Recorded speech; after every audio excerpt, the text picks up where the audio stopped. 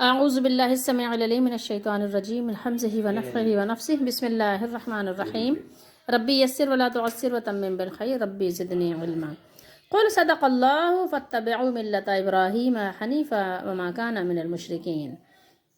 آیت نمبر 95 ہے، چوتھا پارہ ہے اور سورہ آل عمران ہے۔ آپ کہہ دیجئے اللہ نے سچ کہا، یعنی سچ فرمایا اللہ تعالیٰ نے، اللہ کی سب باتیں سچی ہیں، بس تم ملت ابراہیم کی پیروی کرو جو حق پرست تھے اور مشرکین میں سے نہیں تھے۔ اوپر سے آپ دیکھیں تو بات کیا ہو رہی ہے، یہ کل الطعام یعنی سارے کھانے جو حلال تھے یعقوب علیہ السلام پر اور آپ کی تمام یعنی جو قوم تھی سب لوگوں پر سب کھانے حلال تھے۔ تو اللہ تعالیٰ نے یہاں فرمایا یعنی کہ آپ کہہ دیجئے کہ اللہ تعالیٰ کا جو بیان ہے وہ صدق پر مبنی ہے، یعنی سچ ہے، اللہ کا فرمان سچ ہے کہ کھانے کی یہ قسم پہلے حلال تھی، یعنی اونٹ کا گوشت بھی حلال تھا اور اونٹ کا دودھ بھی حلال تھا۔ اس کے بعد اسرائیل اور ان کی اولاد پر جو یہ حرام ہوا، کس طرح ہوا، یہ بھی اللہ یعنی حدیث شریف میں بیان ہے کہ یعقوب علیہ السلام نے نظر مان لی تھی، منت مان لی تھی کہ اللہ میری تکلیف دور ہو جائے گی تو میں اپنی پسندیدہ چیزیں چھوڑ دوں گا، جو کہ اونٹ کا گوشت اور اونٹنی کا دودھ تھا، تو وہ چھوڑ دوں گا۔ تو اب آپ کو پتہ ہے کہ جب ایک چیز کبھی ایسا رواج ہو جاتا ہے تو یہ بچوں نے بھی وہ کھانا چھوڑ دیا، جب گھر میں وہ ظاہر ہے گھر میں آنا ترک ہو گیا، پکنا ترک ہو گیا تو وہ کھانا بھی ترک ہو گیا، تو بچوں نے بھی چھوڑ دیا۔ تو اس طرح سے ایک یہ یعنی تو اس طرح سے تو وہاں پر یہ کھانا ایک طرح سے حرام ہو گیا۔ لیکن کچھ یہود کی ضد اور ان کی شرارتوں کی وجہ سے اللہ تعالیٰ نے ان پر اونٹ کی چربی وغیرہ کچھ چیزیں حرام بھی کی تھیں، اللہ تعالیٰ نے حرام بھی کر دی تھی۔ تو اب یہ نسخ اور منسوخ کا جو معاملہ ہے وہ تو بعد میں ہوگا، لیکن یہ ہے کہ یہ یہود کے اعتراض کا اللہ تعالیٰ نے جواب دیا تھا۔ یہود کا اعتراض کیا تھا؟ ان کا اعتراض یہ تھا کہ نبی کریم صلی اللہ تعالیٰ علیہ وآلہ وسلم آپ دین ابراہیمی فرماتے تھے کہ آپ دین ابراہیمی پر ہیں اور دین ابراہیمی کے آپ پیروکار تھے، اور اونٹ کا گوشت بھی آپ کھاتے تھے اور اونٹ کا دودھ بھی آپ پیتے تھے، اور جبکہ یہود کا دعویٰ کیا تھا کہ دین ابراہیمی میں اونٹ کا گوشت اور دودھ یہ سب حرام تھا۔ تو اللہ تعالیٰ نے فرمایا کہ یہود کا دعویٰ غلط ہے، حضرت ابراہیم علیہ السلام کے دین میں یہ چیزیں حرام نہیں تھیں۔ ہاں البتہ بعض چیزیں اسرائیل یعنی یعقوب علیہ السلام نے خود اپنے اوپر حرام کر لی تھیں، اور وہ جو چیزیں تھیں وہ یہی تھیں کہ اونٹ کا گوشت اور اونٹنی کا دودھ تھا، یا جو انہوں نے منت مانی تھی، نظر مانی تھی بیماری وغیرہ کی وجہ سے۔ اور حضرت یعقوب علیہ السلام کا یہ فعل بھی نزول تورات سے بہت پہلے کا ہے، اس لیے کہ تورات تو حضرت ابراہیم اور یعقوب علیہ السلام کے بہت بعد نازل ہوئی ہے، پھر تم کس طرح یہ مذکورہ دعویٰ کر سکتے ہو؟ اس کے علاوہ تورات میں بعض چیزیں یہودیوں پر تمہارے ظلم سرکشی کی وجہ سے حرام کر دی گئی تھیں۔ اگر تمہیں یقین نہیں ہے تو تورات لاؤ اور اسے پڑھ کر سناؤ۔ یہاں پر اللہ تعالیٰ نے یہ فرما دیا کہ قل فاتوا بالتوراۃ فاتلوها ان کنتم صادقین، لے آؤ اگر تم سچے ہو تو لے آؤ اور اس کو تلاوت کرو اور سناؤ، پڑھ کے پتہ چل جائے گا کہ کیا سچ ہے اور کیا غلط ہے۔ کیونکہ جب تم تورات شریف کو پڑھو گے تو تمہارا سچ اور جھوٹ سب واضح ہو جائے گا، کھل جائے گا۔ حضرت ابراہیم علیہ السلام کے زمانے میں یہ چیزیں حرام تھیں ہی نہیں، اور تم پر بھی بعض چیزیں جو حرام کی گئیں، جو حرام ہوئی ہیں، تو اس کی وجہ بھی یہ ہے کہ تمہارا ظلم اور زیادتی ہے، وہ چیز حرام نہیں ہے، بس تم کو روک دیا گیا ہے۔ مطلب ایک چیز تو حلال ہے لیکن تم کو منع کر دیا گیا، ٹھیک ہے، تو وہ تو بطور سزا تم پر وہ حرام کی گئی کہ تم نہیں کھاؤ اس کو۔ جیسے اس کی ایک مثال آپ یہ لے لیجئے کہ رات کا سونا حلال تو ہے، رات میں آپ سوئیں، لیکن کسی کو سزا دی جائے، رات بھر کھڑا کر دیا جائے کہ نہیں تم نہیں سو سکتے، اگر سو گے تو تمہیں کوڑے پڑیں گے۔ ابھی تو تمہیں جاگنے کے لیے کہا جا رہا ہے، پھر تمہیں کوڑے بھی پڑیں گے۔ جھوٹ بولنے والوں کی عموماً یہ عادت ہوتی ہے، وہ صرف بحث کرتے ہیں اور وہ آپ کو جھوٹا بتانے کی کوشش کرتے ہیں اور وہ دلیل پیش نہیں کرتے۔ اگر وہ سچے ہوتے تو تورات شریف لے آتے اور پڑھ کر سنا دیتے کہ دیکھو اس میں لکھا ہوا ہے کہ یہ حرام ہے، لیکن اس میں کہیں تھا ہی نہیں، تو لاتے کہاں سے؟ تو اب یہ کہ ان کو بتایا گیا کہ اللہ تعالیٰ کا فرمان سچا ہے، اور تمہاری جو یہ تم تحریف اور ترمیم کر رہے ہو نا، اس کا سکہ چل نہیں سکتا۔ حق کے سامنے تمہارا جو باطل کا سکہ ہے، کھوٹا سکہ یا یہ کہ جعلی نوٹ، وہ تمہارا نہیں چلے گا۔ قل صدق اللہ، اللہ تعالیٰ کی بات سچی ہے، تم اپنا جعلی نوٹ اپنے جیب میں رکھو، وہ اس سے کچھ بھی تمہاری خریداری نہیں ہو سکتی، تمہاری بات بالکل کیا ہے، بے وقت ہے۔ اور اس کے علاوہ یہ ہے کہ اللہ تعالیٰ نے جو ان کو فرمایا ہے کہ تورات شریف لے کر آؤ اور پڑھو، اللہ تعالیٰ نے ان کی کتاب تورات شریف میں یہ بیان فرمایا ہے کہ حضرت نوح علیہ السلام جب کشتی سے باہر آئے تو اللہ تعالیٰ نے ان کے لیے زمین کے تمام جانوروں کو کھانا حلال قرار دے دیا تھا۔ پھر حضرت اسرائیل نے ان میں سے اونٹنی کے دودھ اور گوشت کو اپنے لیے حرام قرار دے لیا تھا، اور ان کے بیٹوں نے بھی ان کی پیروی کی، اور تورات میں ان کو اور دیگر اشیاء کو بھی حرام قرار دے دیا گیا تھا۔ اسی طرح اللہ تعالیٰ نے حضرت آدم علیہ السلام کو یہ اجازت دی تھی کہ وہ اپنی بیٹیوں کے اپنے بیٹوں کے ساتھ نکاح میں یعنی ان کو جوڑ دیں، نکاح کر دیں، لیکن بعد میں اسے حرام قرار دے دیا گیا تھا۔ اسی طرح بیوی کے ساتھ جو کنیز تھی، لونڈی سے نکاح حضرت ابراہیم علیہ السلام کی شریعت میں جائز تھا، جیسا کہ حضرت ابراہیم علیہ السلام نے حضرت سارہ علیہ السلام کی موجودگی میں حضرت ہاجر یا ہاجرہ جن کو کہتے ہیں علیہ السلام سے نکاح کیا تھا، لیکن تورات میں اسے حرام قرار دے دیا گیا تھا۔ اسی طرح پہلے 2 بہنوں کو بیک وقت اپنے نکاح میں رکھنا جائز تھا۔ حضرت یعقوب علیہ السلام نے بھی اسی طرح کیا تھا، مگر بعد میں تورات میں اسے حرام قرار دے دیا گیا تھا۔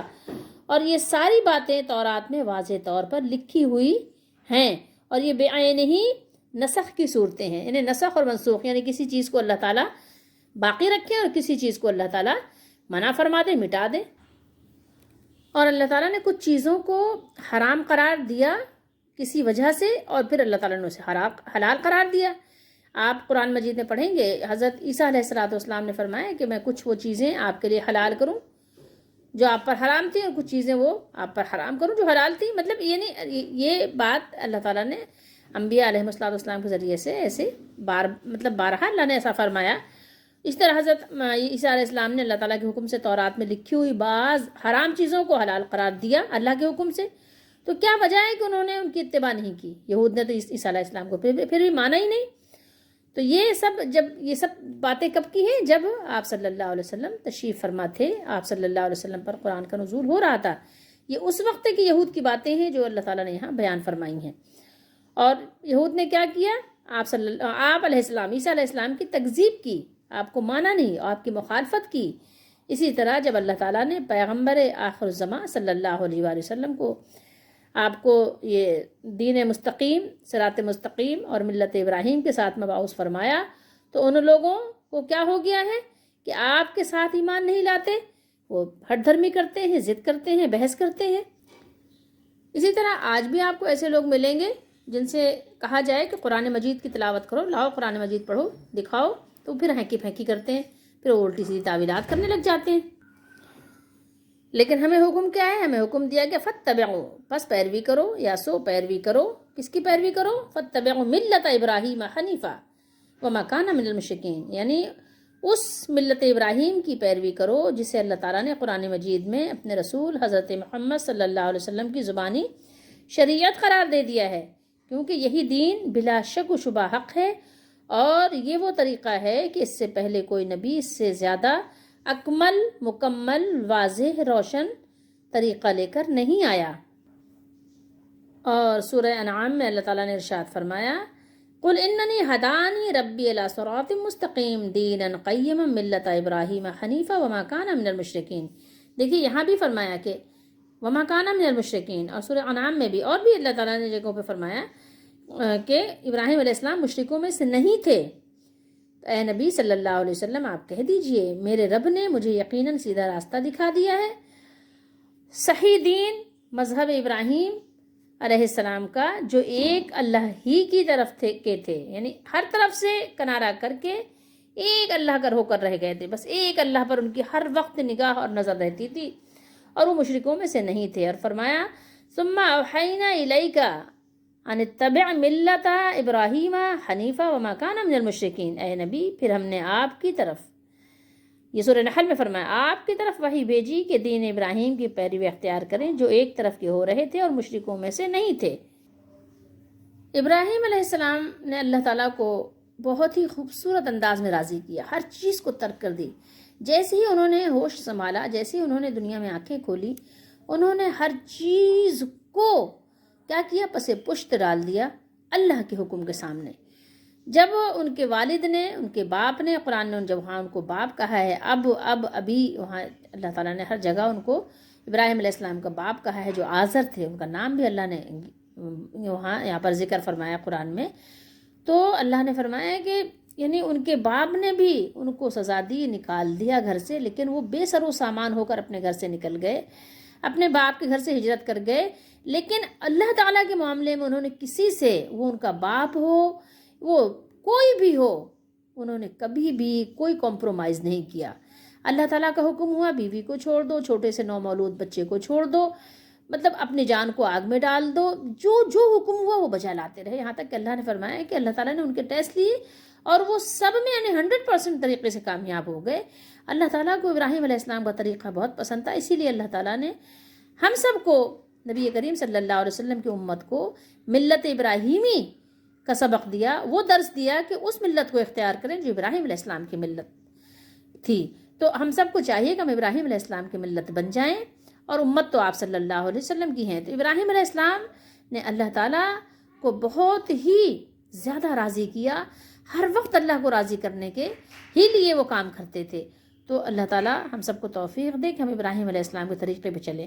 اور اللہ تعالیٰ کی سنت یہ ہے کہ جہاں پر اللہ تعالیٰ یعنی حق کا بیان کرتا ہے، حق کی صداقت کو اجاگر کرتا ہے، وہیں اللہ تعالیٰ باطل کا بھی بیان کرتا ہے، اور اللہ تعالیٰ اس کی نفی کرتا ہے. جہاں پر حق کی تصدیق ہوتی ہے وہیں پر باطل کی نفی ہوتی ہے. دیکھیے ساتھ ہی ساتھ ہر جگہ آپ کو یہ بات ملے گی، وَمَا كَانَ مِنَ الْمُشْرِكِينَ وَمَا أَنَا مِنَ الْمُشْرِكِينَ. دیکھیے کہا کہ وہ مشرک کرنے والوں میں سے نہیں تھے. ایک تو وہ کیا تھے؟ حق کی پیروی کرنے والے تھے. کس طرح سے؟ حنیف بن کر، ہر ایک سے الگ تھلگ ہو کر، حق کے معاملے میں کسی سے تھوڑی سی بھی کمپرومائز نہیں کرتے تھے، تھوڑی سی بھی سمجھوتا نہیں کرتے تھے حق کے معاملے میں. بالکل حنیف تھے وہ، ٹھیک ہے، حنیفاً اللہ نے فرمایا، بالکل حنیف تھے، ہر طرف سے کنارہ کشی کر لیتے تھے. کوئی چیز حق کے معاملے میں رکاوٹ پیدا نہیں کر سکتی تھی. ابراہیم علیہ السلام کے قدم میں ذرا سا بھی تزلزل پیدا کرنے والی کوئی چیز نہیں تھی. کوئی ایسی چیز نہیں ہوئی دنیا میں کہ جس سے وہ ذرا سا بھی وہ لڑکھڑاتے نہیں. اور اس کے علاوہ ساتھ ہی ساتھ یہ تھا کہ وہ مشرکوں میں سے ہرگز نہیں تھے، مشرکوں سے بیزار رہنے والے تھے. تو اللہ تعالیٰ نے اس امت کو کیا تلقین اور کیا سبق سکھایا؟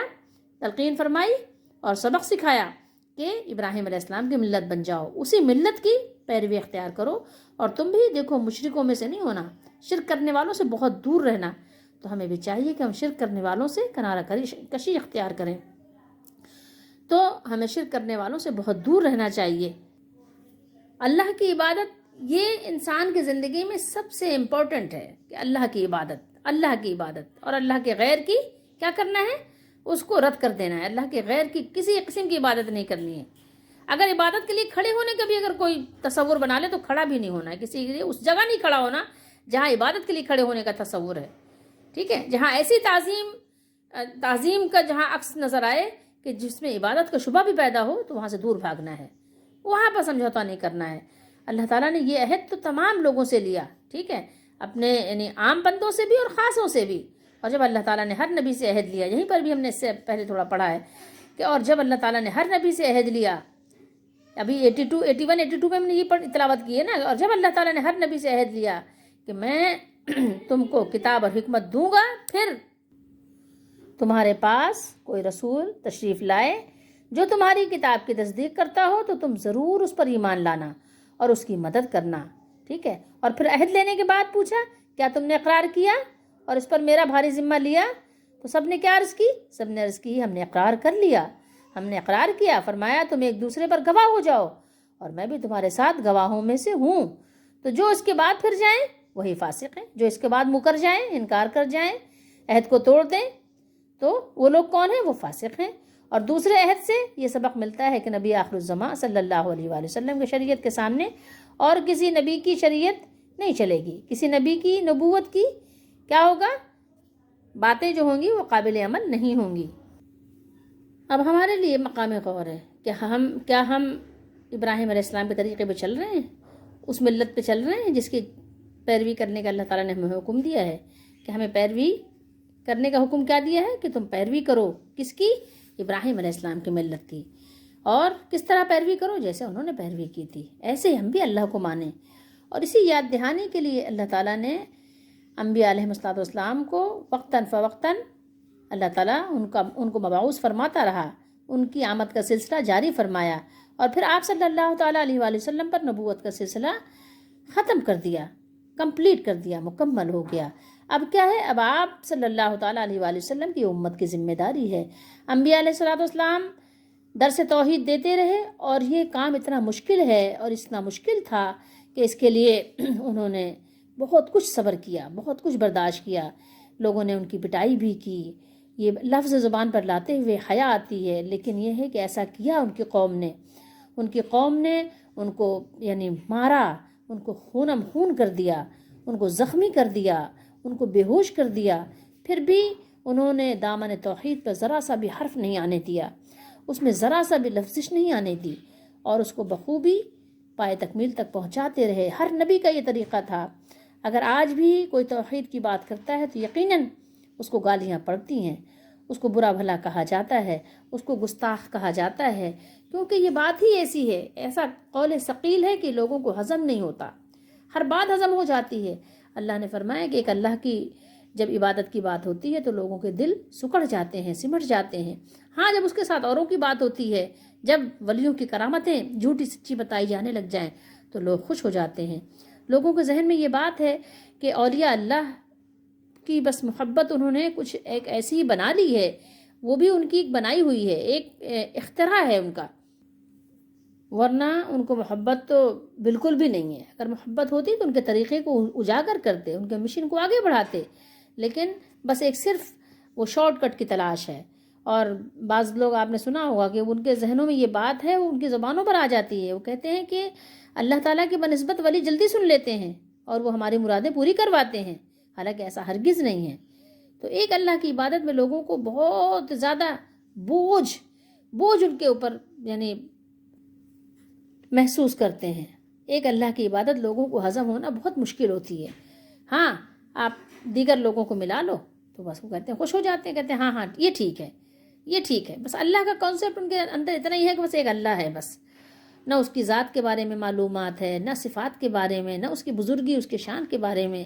اور یہ اولیاء اللہ کا بھی جو یہ نام اور مالا جپتے ہیں، یہ بھی ایسے ہی بس خیالی ہے، ورنہ تو بے شمار جو اولیاء اللہ گزرے ہیں جن کو اولیاء اللہ تعالیٰ نے خود فرمایا ہے کہ وہ اللہ کے دوست ہیں، تو یہ ان کا نام بھی نہیں جانتے، ان کو نام بھی نہیں پتا ان کا کہ ان کا نام کیا تھا۔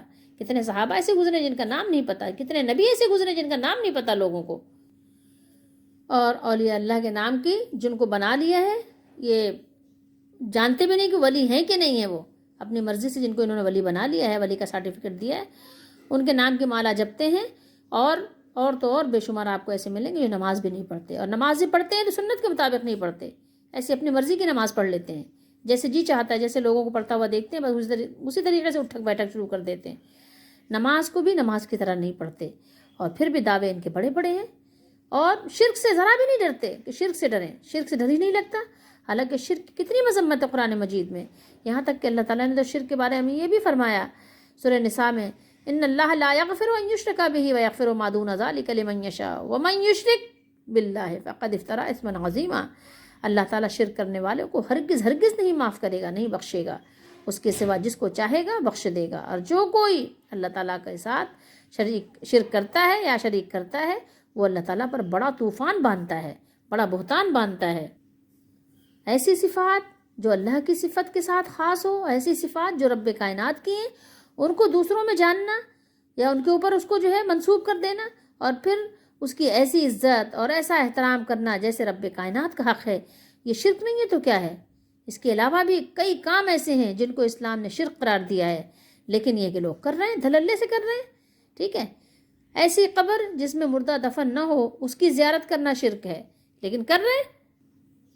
اور یہ سب کیوں کر رہے ہیں؟ اس لیے کہ اللہ کی یاد بھلا دیا تو شیطان ان پر مسلط ہو گیا۔ قرآن نے فرمایا نا، جب اللہ کی یاد کو بھول جاتے ہیں، اللہ تعالیٰ کے جو اس کی وجاہت ہے، جو اس کی بزرگی ہے، اس کو فراموش کر دیتے ہیں تو ان پر شیطان مسلط ہو جاتا ہے، اور پھر شیطان ان کو جو ہے کیا کرتا ہے، طرح طرح کی پھر ان کو جو ہے بہکاوے دیتا ہے، فریب دیتا ہے، دھوکہ دیتا ہے۔